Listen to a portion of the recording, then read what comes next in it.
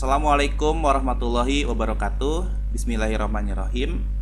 Selamat datang rekan-rekan mahasiswa program studi Teknik Informatika Universitas Serang Raya di pertemuan yang ke-7 ya teman-teman ya. Untuk mata kuliah pemrograman berorientasi objek. Baik, sebelumnya mohon maaf karena pertemuan hari ini kita selenggarakan menggunakan video pembelajaran karena di kampus kami ya kita tahu ya bahwa ada agenda, maka perkuliahan untuk R1 di off-kan, artinya tidak diperkenankan ke kampus. Maka dengan kondisi seperti itu dan memang minggu depannya sudah UTS ya teman-teman, mau tidak mau kita cari alternatif yang terbaik menggunakan video pembelajaran. Namun saya harapkan untuk materi pertemuan hari ini mohon disimak dan tolong dicoba di rumah. Selain itu, pada materi ini ada dua hal ya yang mungkin saya bisa sampaikan, yang bisa saya sharing. Yang pertama ada inheritance atau pewarisan, yang kedua ada enkapsulasi. Nah, jadi gini teman-teman, untuk tugas utama rekan-rekan atau tugas utama mata kuliah PBO ini yang teman-teman akan presentasikan setelah UTS, itu parameter terbesarnya untuk penilaian ada di banyaknya materi yang diterapkan pada tugas kalian. Maksudnya apa? Jadi materi-materi yang sudah saya sampaikan, misalnya sebelumnya itu pernah ada fungsi if else, switch case, dual, kemudian ada antisipasi kembalian tidak sampai minus, kemudian ada objek method gitu kan, terdiri dari beberapa kelas, itu teman-teman terapkan di tugasnya. Plus satu lagi di hari ini ya, materinya ada dua bukan satu, inheritance sama enkapsulasi teman-teman inputkan atau teman-teman terapkan di tugasnya, maka itu akan mempengaruhi yang signifikan untuk penilaian. Jadi acuannya bukan hanya teman-teman mengerjakan saja, tapi ada materi-materi yang saya sudah sampaikan kemudian teman-teman terapkan. Nah, itu ada penilaiannya dan itu cukup besar. Jadi saya transparan aja ya teman-teman. Ada dua hal sih, kadang saya cek. Yang pertama dari sisi kompleksitas, artinya sejauh mana sih teman-teman buat aplikasi transaksinya. Kemudian yang kedua adalah bagaimana teman-teman banyaknya penerapan materi-materi yang saya sampaikan. Nah, itu menjadi bobot besar untuk penilaian tugas utama.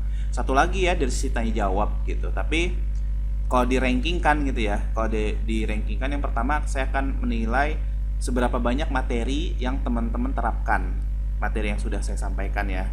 Kemudian yang kedua adalah kompleksitas. Kompleksitas itu lebih ke fitur apa saja sih, misalnya fitur-fitur menu kayak gitu ya, kemudian ada diskon, kemudian ada member non member gitu, kemudian ada kayak tadi mungkin kembaliannya tidak minus dan seterusnya, itu fitur.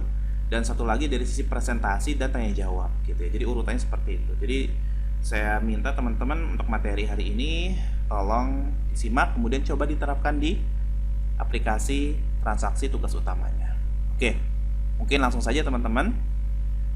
Untuk materi yang pertama itu tentang inheritance atau pewarisan.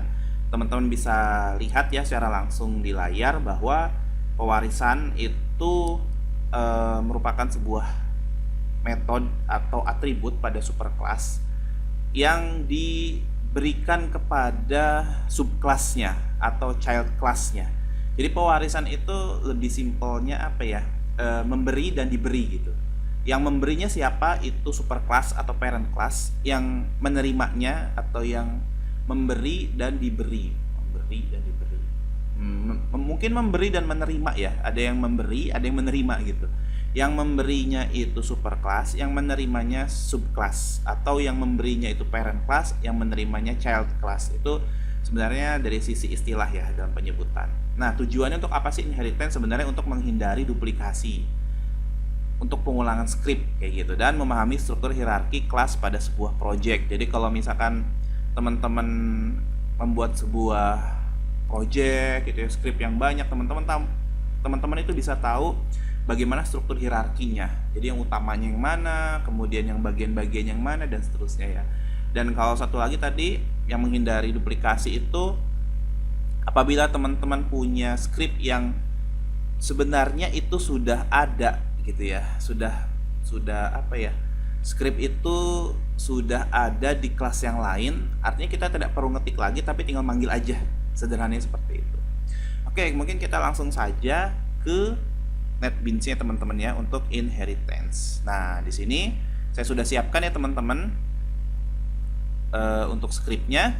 Teman-teman bisa lihat dan teman-teman bisa pause videonya ya. Kita scroll dulu nih, ini dari yang paling atas. Kalau teman-teman mau coba ya, kemudian teman-teman bisa pause videonya, kemudian ketik.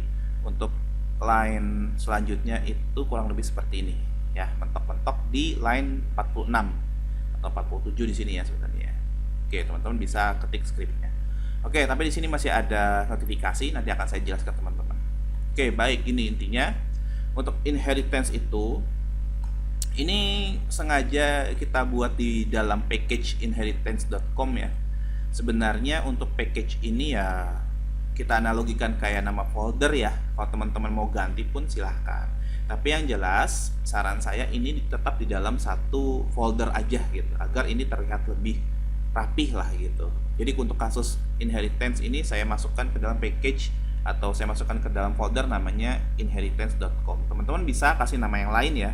Jadi kayak teman-teman mau kasih nama latihan PBO pun terserah, tapi penamaan di sini mencerminkan materi pembelajaran hari ini seperti itu. Oke, selanjutnya ada import Java Util Scanner, teman-teman sudah tahu ya. Mungkin fungsi-fungsi ini tidak perlu saya jelaskan lagi. Tapi yang penting di sini ada 3 kelas lah strukturnya. Yang penting di sini ada kelas data 1, kelas data 2 ya, dan satu lagi ada kelas inheritance ya. Kenapa di sini public, Pak? Kalau ditanya, itu sebenarnya mempengaruhi dari ini nama kelasnya. Jadi kalau misalkan dihilangkan pun sebenarnya masih aman-aman aja ya. Tapi kalau misalkan public gini teman-teman, public terus di sininya namanya ada tambah 1 gini, ini pasti error ya. Bedanya situ doang kok. Jadi kalau public class itu disamakan dengan nama file kelasnya. Tapi kalau misalkan ini kelas aja gitu ya, nah aman gitu. Jadi kalau mau public class ya namanya harus sama di sini. Ini samakan saja ya. Oke, selanjutnya ini ada 3 kelas. Main kelasnya, nah bedakan nih antara main class, super class, subclass. Kalau main class itu adalah kelas yang digunakan untuk merunning scriptnya, dan tanda-tandanya ada public static void main ya, teman-teman sudah tahu lah. Kemudian untuk subclass atau superclass atau parent class atau child class ya, saya kembalikan ke rekan-rekan ya untuk penyebutannya, silahkan. Itu akan kita coba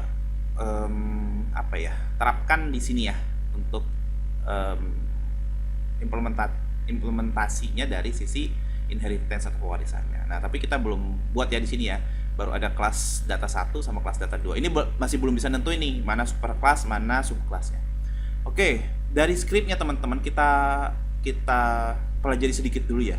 Contoh gini, di kelas data 1 kita punya void, kita punya metode void namanya transaksi. Nah, di transaksi ini analogi sederhananya ya. Ceritanya kita punya script dengan fungsi masukkan harga barang sama masukkan jumlah barang. Jadi kalau misalkan harga sama jumlah didapatkan, maka akan dapat total ya. Jadi contohnya kayak harganya 10.000, jumlah barangnya 2, berarti totalnya 20.000. Nah, maka akan muncul di sini struk belanjanya adalah menampilkan total belanjaan. Nah, setelah total belanjaan ini selesai, kebetulan gitu ya, ini dianalogikannya fungsi ini berada di kelas data 1 gitu. Nah, di kelas data 2 ini digunakan untuk fungsi membayar. Nah, membayarnya itu di kelas data 2. Di sini ya, ada bayar. Nah, kemudian kita buat void lagi. Kita gunakan nama uang ya, void uang lah gitu. Kemudian di void uang ini untuk pembayaran. Jadi kalau diurut ya, dari atas masukkan harga barang, masukkan jumlah barang, kemudian nanti muncul totalnya berapa, kemudian kita harus bayar. Seperti itu ya. Kita pisah dulu nih kelas-kelasnya. Jadi biar teman-teman paham maksudnya nanti seperti apa sih.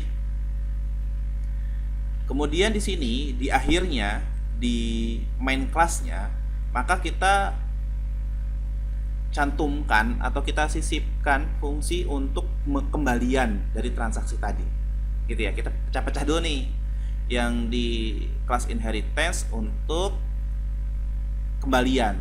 Jadi bayar dikurangin objek total ya. Di sini kita pakai objek ya tetap ya. Nah, sekarang gini pertanyaan teman-teman. Kenapa di sini error? Pertanyaan itu. Pasti teman-teman jawabnya seperti ini. Ya karena Pak di sini kalau kita belajar objek metode di minggu lalu ya atau di 2 minggu yang lalu, karena di sini objek yang kita deklarasikan itu mengacu ke kelas data 2. Ya dong. Ya, buat yang ini. Sedangkan Pak, untuk total itu berada di kelas data 1. Berarti Bapak harus buat dulu dong di sininya gini ya, data 1. Kita ganti namanya, jangan objek lagi ya, misalkan unsera sama dengan new data 1. Ini saya pakai tangan 1 teman-teman ya, yang satunya buat mikrofon. Kemudian gini, gitu ya. Dan di sini harusnya pakai unsera gitu tuh. Sederhananya seperti itu. Nah, baru bisa nih teman-teman, gitu kan harusnya. Nah, jadi teman-teman, sebenarnya kita nggak perlu nih ngetik data 1 lagi untuk kita deklarasikan ke unsera, nggak perlu. Kita bisa pakai kok objek data 2 tanpa memanggil kelas data 1. Nah, inheritance itu dari situnya teman-teman. Jadi kita tidak perlu membuat ini lagi. Kita tidak perlu mendeklarasikan objek lagi untuk memanggil fungsi yang ada di kelas satunya kayak gitu. Karena kan kita butuh ya, karena kita butuh untuk menampilkan jumlah sama harga barang gitu kan. Maka kita tidak perlu mendeklarasikan ini lagi gitu ya. Jadi kita nggak perlu lagi ini. Nah, kemudian yang lainnya teman-teman ya, atau cara lain misalnya kita copy paste aja Pak, misalkan fungsi yang ada di sini kemudian kita timpa di sini semua. Jadi kita hanya dua kelas aja gitu, kelas data 2 sama kelas inheritance. Nah, benar sekali. Tapi untuk kasus ini kita analogikannya struktur skripnya memang seperti ini gitu ya teman-teman. Jadi maksudnya kebutuhan kita akan ini itu ada di kasus lain kayak gitu. Jadi kalau misalkan pembuatan project kan tidak hanya sesimpel ini ya teman-teman ya. Artinya void transaksi ini untuk masukkan harga sama masukkan jumlah kemudian muncul struk belanja ini tidak dipakai untuk ke semua komponen kayak gitu. Dan ada beberapa fungsi yang butuhnya cuma void transaksi seperti ini aja gitu ya. Jadi dianalogikannya jangan terlalu memikirkan hal yang memang ada di sini gitu ya. Artinya kita analoginya memang bagian void transaksi ini dibutuhkan ke bagian lain kayak gitu. Jadi kalau misalkan kita gabung ke sini, misalkan anggaplah fungsi scanner ini yang dari masukkan harga sampai ini kita copy paste aja taruh sini bisa.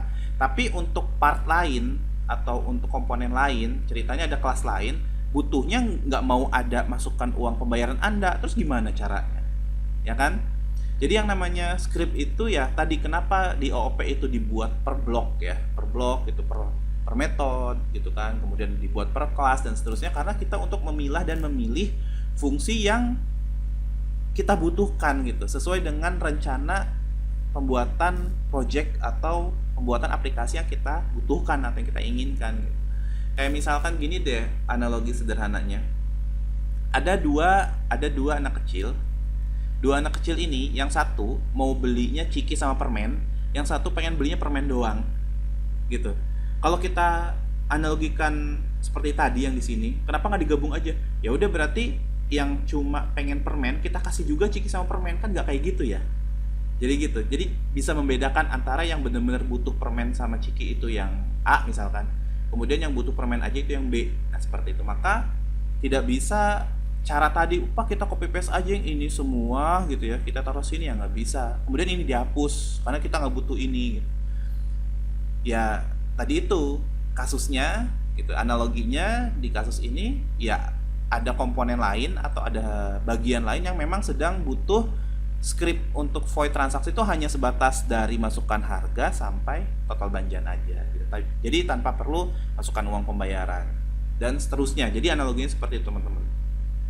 Ya, mungkin teman-teman bisa memahami lah. Kalau misalkan kurang bisa diskusi lagi ya melalui WA group gitu, atau misalkan mau ketemu langsung insya Allah dengan waktu yang kita janjikan ya sebelumnya. Oke. Gini, kalau menurut teman-teman kita ketik lagi gimana misalnya ya, kalau teman-teman gini mikirnya, Pak kalau kayak gitu kita ketik lagi aja ini, kita taruh sini, tapi ini nggak dihilangin. Nah itu baru cara yang solutif. Kalau misalkan memang kebutuhannya ada yang mau full gitu kan, tapi pertanyaannya kan kita ngetik script yang sama kan. Nah itu salah satu fungsi dari inheritance. Kita nggak perlu ngetik script yang kayak gini lagi untuk fungsi yang ada di sini. Intinya seperti itu. Kita nggak perlu ngetik lagi nih sesuatu yang sama, kita copy paste, kita taruh sini. Ini tetap ada Pak, biarin aja karena kan tadi kata Bapak mungkin ada yang butuh. Benar, itu cara yang benar. Tapi bisa dibilang boros ya, boros atau nggak menghemat waktu. Teman-teman harus ngetik lagi atau teman-teman copy paste di sininya ada script lagi kan, terjadi redundansi ya atau duplikat script gitu tuh di sini. Nah, oke. Bagaimana berarti Pak caranya? Sederhananya seperti ini teman-teman. Yang pertama, kita ini yang unsera kita ubah lagi ya. Kita tetap pakai objek aja dulu. Nah, masih error dong. Nah, di sini kenapa? Karena di objek di data 2 untuk yang total nggak ada di sini Pak. Di kelas data 2, betul. Adanya di kelas data 1. Terus bagaimana caranya? Inheritance, pewarisan. Jadi, kelas data 1 akan mewarisi fungsi, variabel, ataupun metode yang ada di dirinya untuk diserahkan ke data 2. Seperti itu. Jadi konsep inheritance kurang lebih seperti itu. Kita berikan ya scriptnya, itu extends teman-teman. Ke mana nih mintanya? Oh, data 1. Seperti itu. Beres Pak, beres. Hanya itu aja. Dan kita lihat di sini objek totalnya langsung terpanggil kan? Walaupun ada di data 1. Ya dong. Kalau contoh di minggu lalu, 2 minggu yang lalu, kita harus mendeklarasikan juga nih data satunya. Di sini nggak perlu nih. Kita hanya mendeklarasikan data 2. Kita bisa manggil total yang ada di data 1. Jadi gitu, manfaat inheritance. Kemudian teman-teman, kita coba run. Nanti di sini data 1 biasanya ada simbol di sini. Dia memiliki subclass kayak gitu ya. Coba kita klik kanan, run file. Errornya hilang ya teman-teman ya. Maka scriptnya akan berjalan sesuai dengan semestinya. Masukkan uang pembayaran 8.000. Beli, oh ini langsung kembalian ya. Wait. Bentar teman-teman. Oke, di sininya belum dipanggil ya. Oke, objek uang, kemudian kita panggil lagi teman-teman di sini ya. Kita pakai nama objek lagi. Mohon maaf ya teman-teman ya. Sama objek apa tadi? Uang ya? Oh bukan. Jangan uangnya dulu, tapi kita panggil si transaksinya dulu nih teman-teman. Lupa nih. Hapus dulu. Kita panggil di atasnya ya berarti ya, bukan di bawahnya. Objek dot transaksi ya. Nah seperti ini. Kita coba run ulang ya. Tadi belum dipanggil yang transaksinya yang ada di mana namanya. Jadi tadi tuh cuma manggil variabelnya, sedangkan sih kita belum. Harga barang misalnya 6.000, kemudian mau beli berapa? Beli 2, totalnya 12.000, kita bayar 20.000. keluarga, maka akan ada kembalian data itu, ya. Kurang lebih seperti itu teman-temannya untuk fungsi inheritance. Tadi kurangnya untuk pemanggilan hanya variabel aja tadi total, sedangkan transaksinya belum dipanggil. Ini juga bisa teman-teman perhatikan ya, padahal transaksi itu berada di data 1, tapi dia hanya mendeklarasikan data 2 terhadap objeknya, dia bisa panggil. Itulah fungsi inheritance. Dan di sini pun ada simbol bahwa kelas data 1 memiliki subclass. Jadi kalau saya sih menyarankan pemanggilannya lebih ke superclass sama subclass aja ya. Karena di NetBeans sendiri pun menyebutnya dia subclass gitu ya. Di sini pun ada notif ya, ada keterangan kalau mau pergi ke subclassnya tinggal Ctrl Alt B kayak gitu. Nanti dia langsung mengacu ke sini. Ini subclassnya yang data 2. Ya, jadi kelas subclassnya data 2, superclassnya data 1. Dan di sini main classnya adalah yang bawahnya. Gitu teman-teman ya, mungkin penjelasannya bisa dimengerti. Kalau misalkan memang tadi analoginya terlalu susah dimengerti, atau teman-teman bingung, Pak, Bapak bilang apa sih kayak gitu, saya masih bingung, itu kita diskusi lagi boleh. Atau misalkan ada yang sudah mengerti, oh saya dapat nih maksud varian apa, itu bisa di-share ke teman-temannya ya. Prinsip kita satu, saling berbagi, karena insya Allah ilmu akan lebih bermanfaat dan akan lebih banyak lagi ketika ilmu tersebut dibagikan oleh atau kepada orang lain. Oke, itu inheritance dulu teman-teman. Jadi teman-teman bisa terapkan ini ya. Jadi analoginya teman-teman silahkan improvisasi, nanti tinggal dipresentasikan di depan kelas. Oke, satu lagi ada enkapsulasi namanya teman-teman. Nah, ini dia enkapsulasi. Sedikit ya skripnya. Kalau di PowerPoint-nya ini penjelasannya teman-teman ya. Jadi enkapsulasi itu merupakan pembungkusan data atau variabel menggunakan modifier private agar dapat diakses dari luar kelas. Nah, tujuannya untuk apa sih enkapsulasi? Teman-teman bisa baca ya, kayak keamanan data, mempermudah dalam mengatur variabel. Kemudian teman-teman bisa baca lah poin C sampai G ya, teman-teman bisa baca. Tapi poin G ini sebenarnya dipakai untuk short key. Bisa digunakan untuk short key-nya di NetBeans ya, khusus ya. Kalau misalkan nanti teman-teman mau pakai visual code ya monggo silahkan, tapi saya kurang tahu ya untuk short key-nya apa. Nanti teman-teman bisa carilah entah di YouTube ataupun di petani kode atau di Stack Overflow dan seterusnya untuk bisa menampilkan atau menggunakan fungsi enkapsulasi ini tapi menggunakan short key ya. Di sini kebetulan saya pakai NetBeans, jadi akan saya share untuk yang NetBeans-nya. Oke, enkapsulasi itu sebenarnya terdiri dari dua metode teman-teman. Ada setter, ada getter. Nah, kalau setter itu ngeset ya. Jadi ngapalinnya gini aja, kalau ngeset berarti saya mau ngeset sesuatu, berarti saya cuma bisa menulis write only. Saya cuma bisa ngeset aja. Kalau get itu mengambil, artinya saya cuma bisa membaca saja. Gitu aja ya. Nanti akan dijelaskan di skripnya. Oke, dan teman-teman yang perlu diperhatikan adalah di sini adalah modifier private teman-teman. Ya, perlu diperhatikan nih. Karena teman-teman mungkin mengingat ya materi yang pernah saya berikan di awal-awal, kalau modifier private itu nggak bisa diakses di luar kelas. Nah, kita lihat di sini teman-teman. Oke, di sini teman-teman kalau dari struktur skripnya ya teman-teman ya, di sini cuma ada dua kelas sih. Di sini ada kelas enkapsulasi sama kelas utama. Nah, kelas utama ini main kelasnya teman-teman ya. Main kelasnya ada di sini. Jadi untuk public static void main ada di kelas utama. Nah, kemudian di sini ini sebenarnya belajar yang 2 minggu yang lalu ya tentang belajar metode sama objek, teman-teman saya harapkan sudah paham dan masih ingat. Di sini ada string nama barang. Nama barangnya earphone ya, wireless. Ini namanya saya karang sendiri teman-temannya, mohon maaf kalau nggak ada Pak ternyata merek ini gitu ya. Ini karangan lah. Kalau misalkan wireless yang mau bermerek ya berarti video saya harusnya di endorse dulu gitu ya. Bercanda. Jadi ini penamaan dari saya. Kemudian di sini ada harganya 175.000 kayak gitu ya. Pokoknya di sini ada nama barangnya earphone, harga barangnya 175.000 ya. Ini misalnya contohnya. Di sini saya butuh void display nanti ini sebenarnya untuk pembuktian di akhir ya. Ini ada void display atau metode display digunakan untuk menampilkan harganya. Jadi saya punya dua variabel, yang satu nama barang, satu harga barang. Kemudian yang satu lagi saya punya main class. Main classnya itu manggil variabel yang ada di kelas enkapsulasi ya. Jadi ini kelas enkapsulasi, ini kelas utama. Saya mau manggil nih.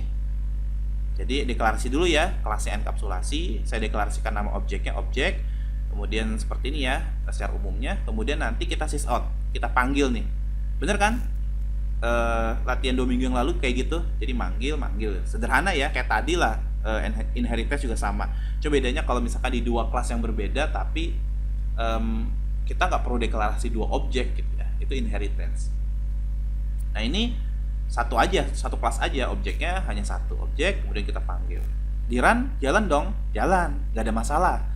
Kenapa? Karena di sininya variabelnya ini no modifier, tidak ada modifier. Bisa diakses dari luar kelas? Bisa kalau no modifier. Pertanyaannya teman-teman, kalau misalkan salah satu variabel ini kita gunakan private, apakah bisa?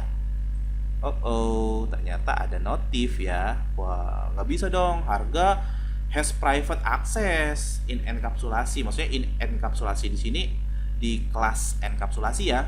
Mohon maaf nih, private nih nggak bisa dong, gitu kan? Nggak bisa diakses kayak gitu. Ini dirapikan dulu teman-teman. Nggak bisa diakses, gimana dong? Nah, itulah peran enkapsulasi teman-teman. Oke, bagaimana caranya? Gampang sekali. Yang pertama, kita deklarasikan. Jadi ini kita coba run juga kan ada error ya di sini teman-teman ya. Jadi ya kalau teman-teman coba ya silahkan. Gitu. Nah langsung error ya. Jadi yang munculnya nama barang doang nih. Ini nggak bisa nih. Wah error lah intinya.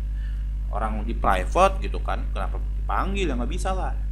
Bisa teman-teman. Caranya teman-teman tinggal klik di sini aja ya, di bawahnya saja.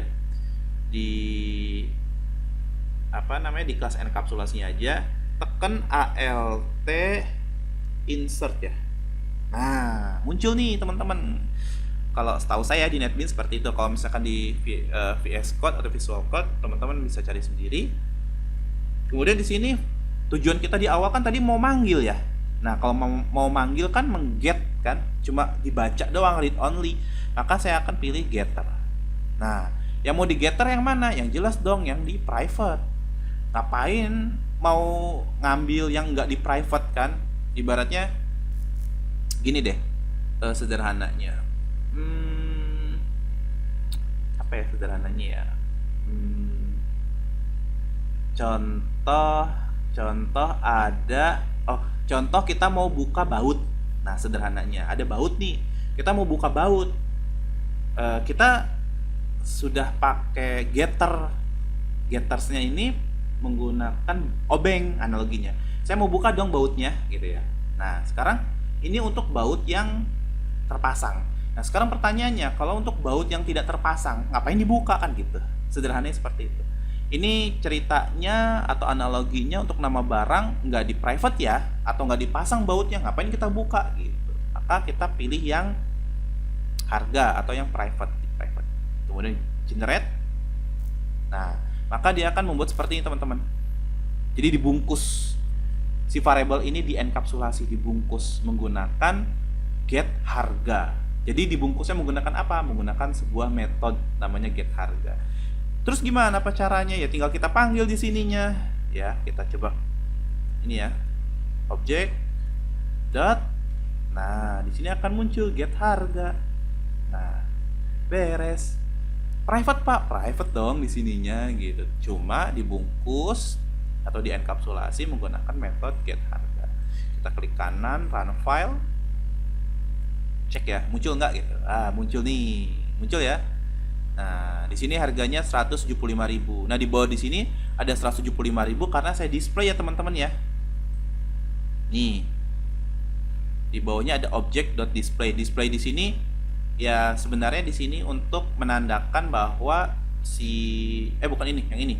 Mohon maaf teman-teman. Yang void display ini untuk menandakan bahwa harganya di sini ya masih sesuai 175.000.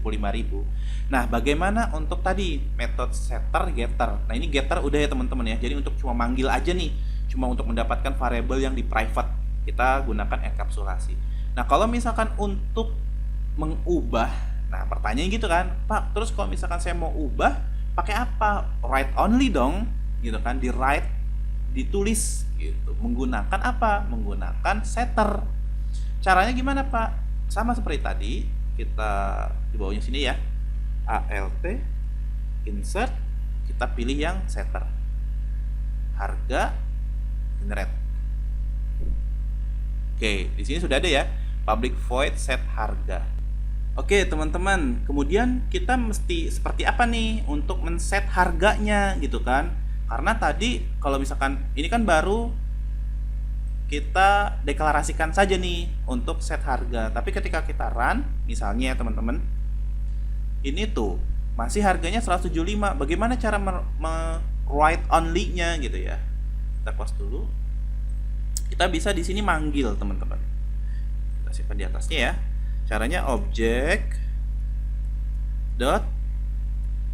Nah, di sini dotnya set harga. Nah, di sini dia langsung ngasih apa ya? Kurung ya untuk mau di set berapa gitu. Karena kan write only sebenarnya kan. Kita ubah nih jadi Rp5.000 misalkan. Nah, kayak gitu aja teman-teman ya. Kemudian bisa diambil nggak sih Pak? Nggak bisa. Kan tadi harus salah satu, write only atau get only gitu kan. Atau write only atau read only ya maksudnya. Getter untuk read, write itu untuk set ya. Jangan sampai kebalik teman-teman. Mungkin saya juga beberapa juga mungkin pernah terbalik, tapi kalau saya menyarankan ke teman-teman ya jangan sampai terbalik lah gitu ya. Kita klik kanan, run file, kita lihat ya. Nah, lihat teman-teman nih, harganya yang tadinya 175.000 bisa berubah jadi 5.000 gitu. Kalau ini fungsinya untuk write only, yang ini untuk get only, getter ya, read only. Mohon maaf, kebalik terus kan. Pokoknya kalau setter temennya getter, write temennya read gitu. Write only, read only gitu. Pak, ini bisa dipanggil nggak? Nggak bisa. Dia cuma sebatas apa ya? Ya di set aja gitu tuh. Jadi kalau untuk manggilnya pakai fungsi getter gitu. Mungkin itu ya teman-teman ya, enkapsulasi, metode getter sama setter. Kemudian yang paling utamanya sih sebenarnya ada di sini ya, bagaimana kita bisa mengget variabel yang private, kita bungkus di dalam enkapsulasi kemudian kita panggil gitu. Kalau untuk men-set ya bisa kita deklarasikan lagi di sini setternya, kemudian kita di sini baru kita set harganya jadi 5.000 seperti itu. Harganya harga yang ada di setter ya ini ya, karena object.set harga. Jadi fungsinya untuk men-set aja. Kalau get harga buat dipanggil aja, kalau ini buat ngeset harganya untuk diubah gitu ya. Jadi untuk mengubah harga pakai setter, kalau untuk ambil dong pakainya get. Kurang lebih seperti itu teman-teman. Oke, itu yang bisa kami sampaikan ya teman-teman ya. Ada 2 materi, inheritance sama enkapsulasi. Kalau rekan-rekan masih bingung, boleh banget malah cari referensi lain, cari tutorial lain yang ngebahas masalah enkapsulasi atau inheritance, teman-teman. Itu lebih keren banget ya, karena teman-teman statusnya sudah mahasiswa, artinya sudah bisa lebih mandiri lagi. Dan yang paling saya harapkan itu teman-teman bisa menerapkan 2 materi ini, enkapsulasi sama inheritance ini, di aplikasi tugas utama teman-teman, karena itu akan mempengaruhi nilai yang cukup besar nih teman-teman ya. Itu jadi tantangan lah buat teman-teman. Jadi mungkin saya bagi deh ya 2 materi ini, yang satu buat UTS, yang satu buat UAS ya. Jadi ya agar video ini disimak, teman-teman harus punya trigger ya. Jadi entah UTS-nya, entah UAS-nya, pokoknya salah satunya. Jadi kalau misalnya UTS-nya nanti inheritance, berarti UAS-nya enkapsulasi. Tapi kalau kebalikannya, UTS-nya enkapsulasi, berarti UAS-nya inheritance. Itu aja teman-teman ya yang bisa kami sampaikan. Saya ucapkan mohon maaf sekali lagi, dan terima kasih banyak atas perhatiannya telah menyimak video ini. Kalau misalkan nggak keberatan, bolehlah di like ya videonya. Saya ucapkan terima kasih. Saya tutup materi di pertemuan yang ke-7 ini. Billahi taufiq wal hidayah. Wassalamualaikum warahmatullahi wabarakatuh.